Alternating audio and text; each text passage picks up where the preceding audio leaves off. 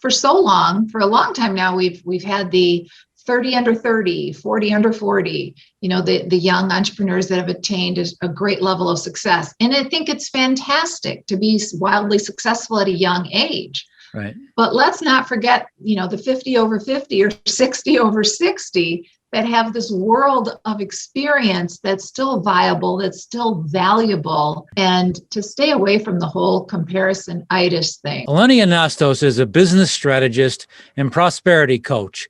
She helps entrepreneurs and C-suite executives bust, great word, through money and mindset blocks so they can create the income, impact, and lifestyle they desire at any age. She has spoken on national stages and has been a featured guest expert on national television, podcasts like this one now, radio shows, streaming networks, and with that, she shares her money and mindset strategies. Eleni is a truly passionate person. She is passionate about helping people live their best lives professionally and personally. And her innovative, no-nonsense approach ensures that clients waste no time getting results. Welcome to the show, Eleni. Thank you so much, Chris. I'm really happy to be here. I appreciate the invitation. Well, you're one of those people who I think, is changing the world, as I've titled the podcast here. So I wanted to get some of your ideas about how you do things. It's really all about mindset, isn't it? All of it. The best place to begin is always within. And yes, we can talk strategy, tactics. People can get the latest gadgets, the latest methodology on how to do anything and everything. But if we don't believe it to begin with, we're not going to make any changes. That's true. That is so true. And I make occasional videos about this. It's all about mindset. How do you do your own video? You just take your phone and you do it. I mean, think positively, not think, oh, how am I going to look? How am I going to do this and that? What got you on the road to want to do this kind of thing for a business? Obviously, you're an entrepreneur and you run it yourself, right?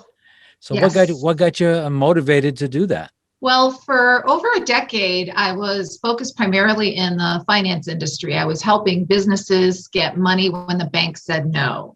From equipment leasing, accounts receivable financing, and everything else. But I couldn't just do that. I instinctively was helping that business owner, that entrepreneur holistically, because I cared about them as a human and the life that they wanted to create going forward. And when I left the finance industry, there was a little bit of a gap.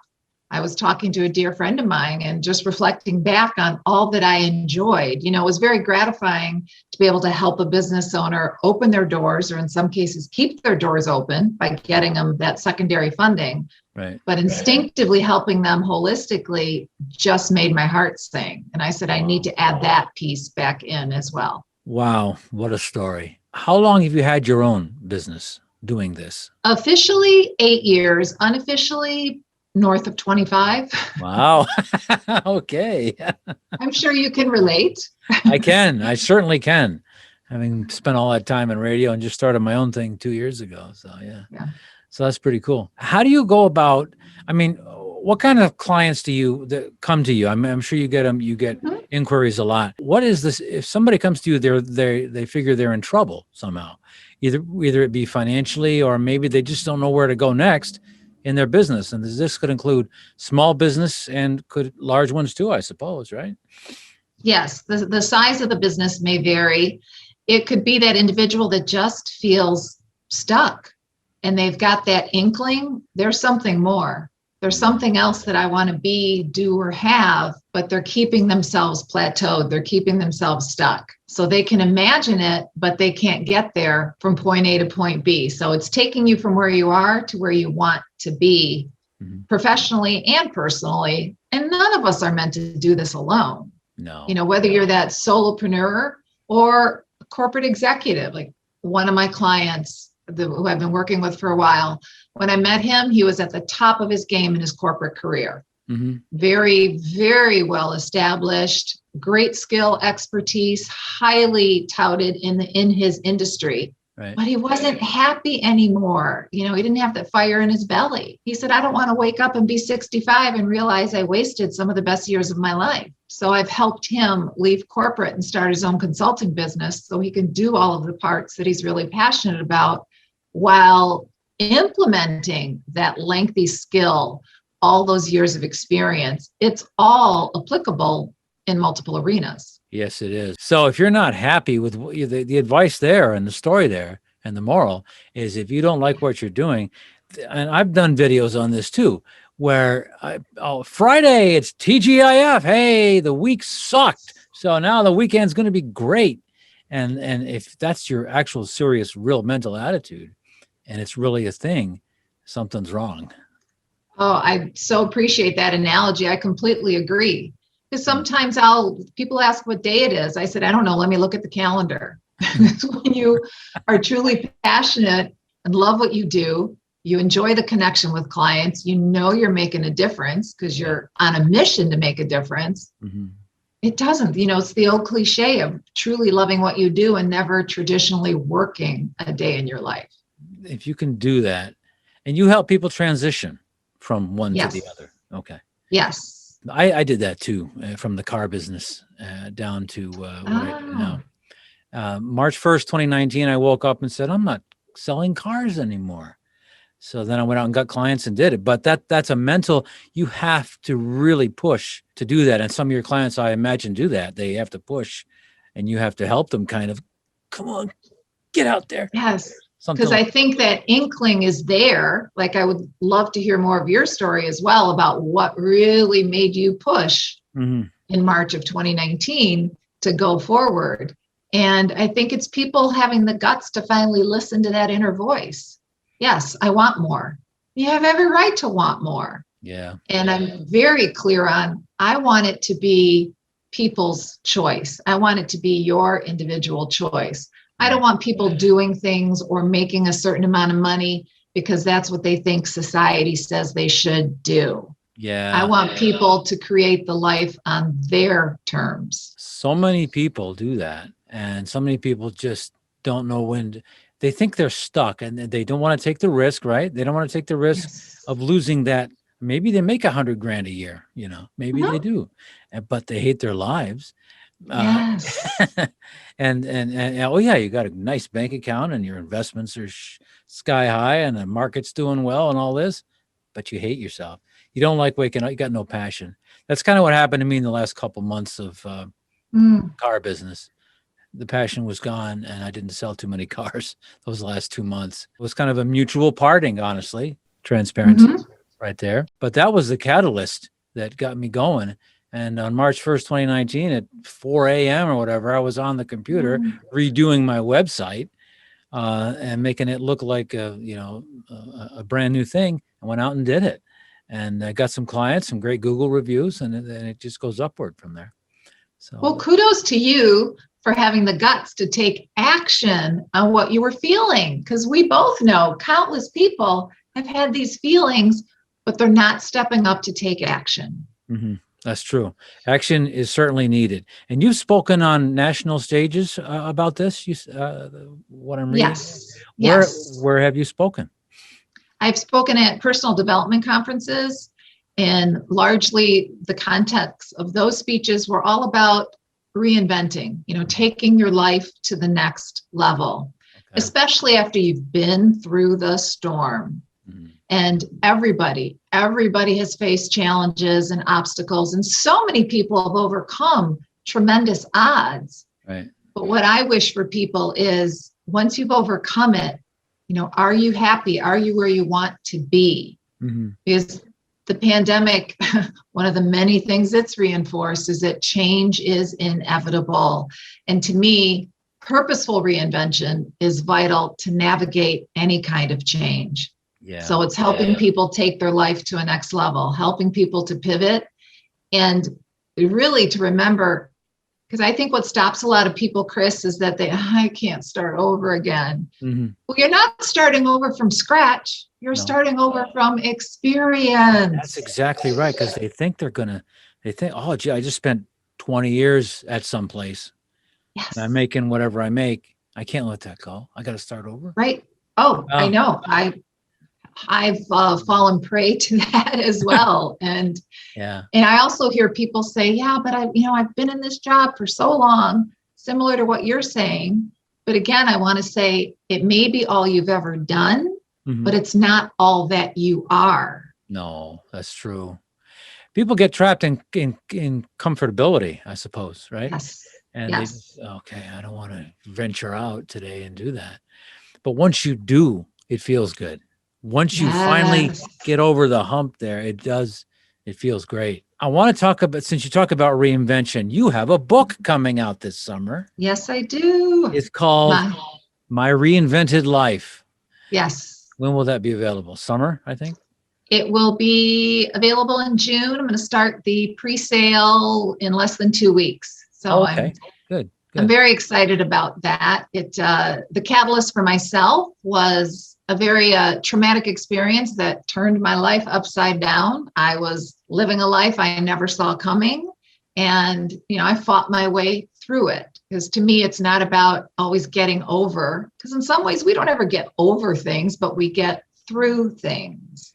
Time heals things, but it doesn't completely make them go away. It just kind of covers them up with time. Exactly. Like a layer of comfort or something. I don't know how to really say that. For me, when I couldn't get excited, I've always been excited about the future. I've always looked forward to the next chapter. Let's up our game. I was raised in the restaurant business, and my grandfather always said, you're only as good as your last meal. Yeah. He taught us to always better our best, to never settle for less than you desire. So when I found myself, stuck in that mire of, well, I'm kind of existing. I was surviving just fine, but I wasn't thriving anymore.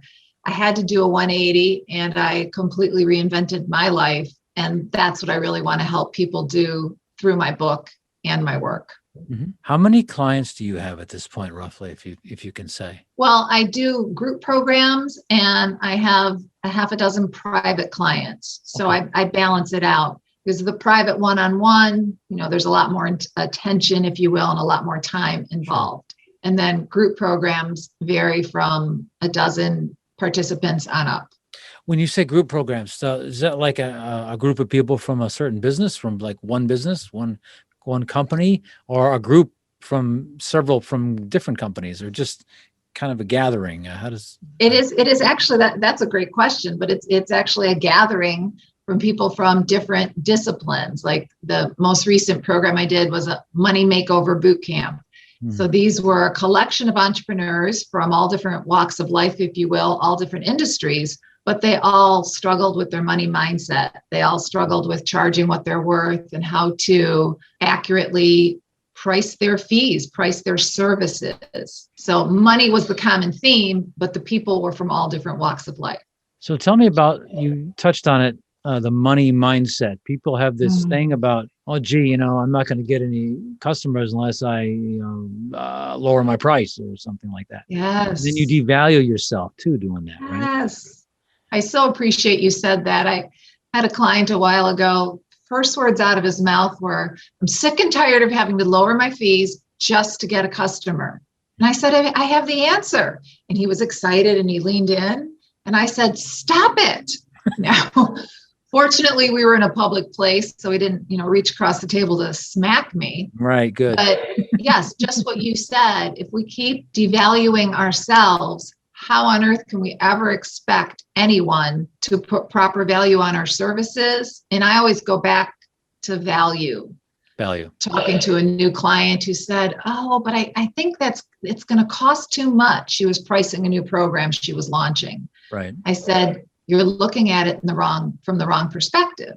Don't look at it as a cost for them. Look at it as an investment for them, because you're going to give them results. They're going to receive benefit from your services. So it's just, tweaking that mindset shift. Calling it an investment rather than a cost is like the first step to get that mindset correct. Sounds like. Yes. So it's just a matter of, I charge a certain amount. I'll just use a real example. I charge a certain amount to produce a video, say a 20-minute video, story video for somebody. In the beginning, I was, offering, so I'm new, so I got to charge less to because nobody knows me as this anyway, and I'll charge something, low. Quickly that turned into, no, I need to charge, and I got the mindset. It took a while to change it. I'm going to charge what I'm worth and what not what I can get. That's not the right way to say it. Right. The value I can provide for the client and what it's going to do for them in the long run. It's worth the investment. So I raised it a little. So good for you. And I so appreciate that you literally said, I'm going to charge what I'm worth. Yeah. So yes, if you're looking in the mirror and you're thinking, it's going to cost them too much, who's ever going to pay this? Yeah. That's why we've got to unpack all those limiting beliefs.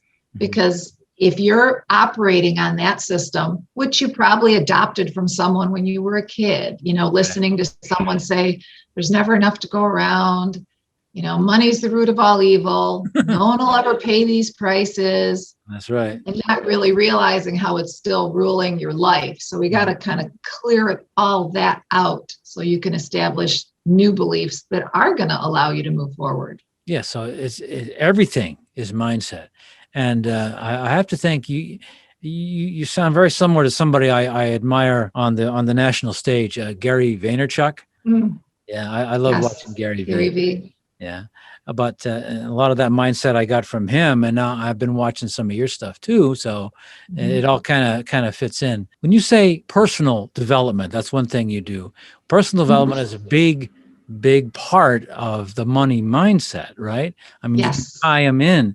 So personal development, meaning that if you're thinking negative about yourself and you're thinking, well, gee, I'm charging too much or just negative feelings or low self-esteem, maybe because of maybe low sales. I'm talking too long here, but if you kind of know what I'm saying there, you experience a lot of that on your clients, right?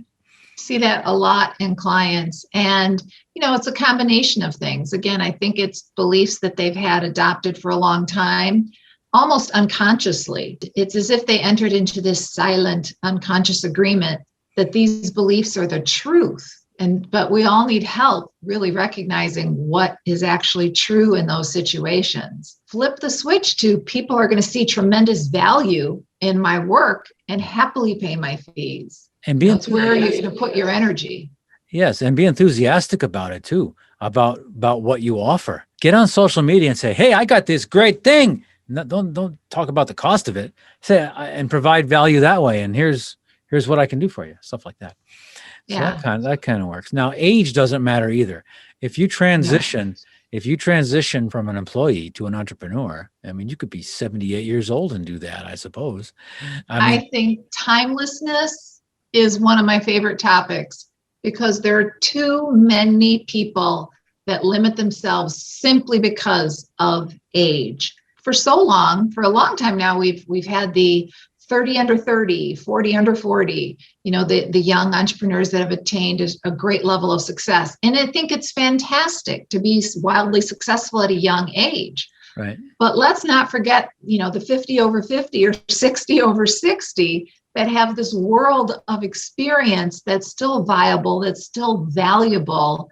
And to stay away from the whole comparison-itis thing. To me, if you've got the feeling in you, you've got it for a reason. You've got the drive. You just may need help getting from where you are to where you want to go.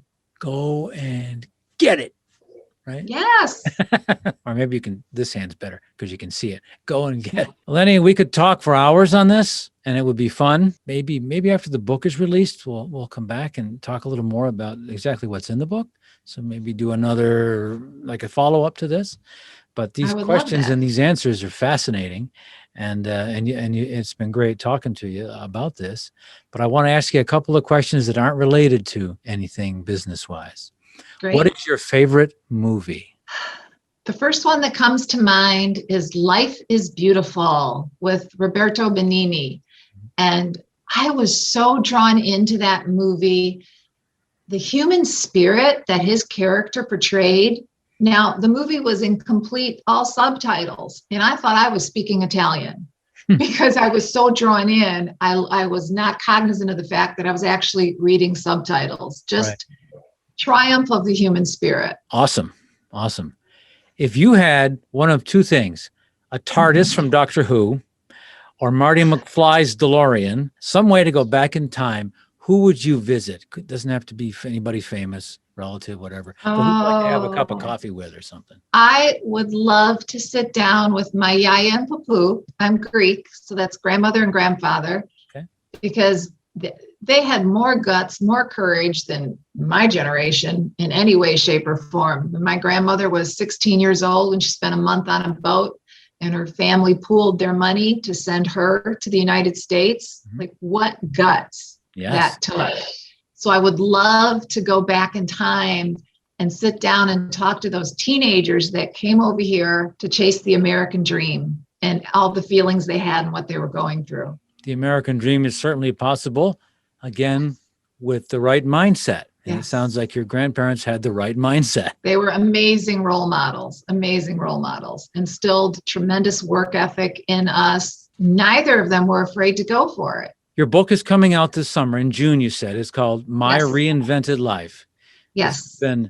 My guess has been Eleni Anastos. I said it right? Yes, you did. I'm glad to hear that. That's good.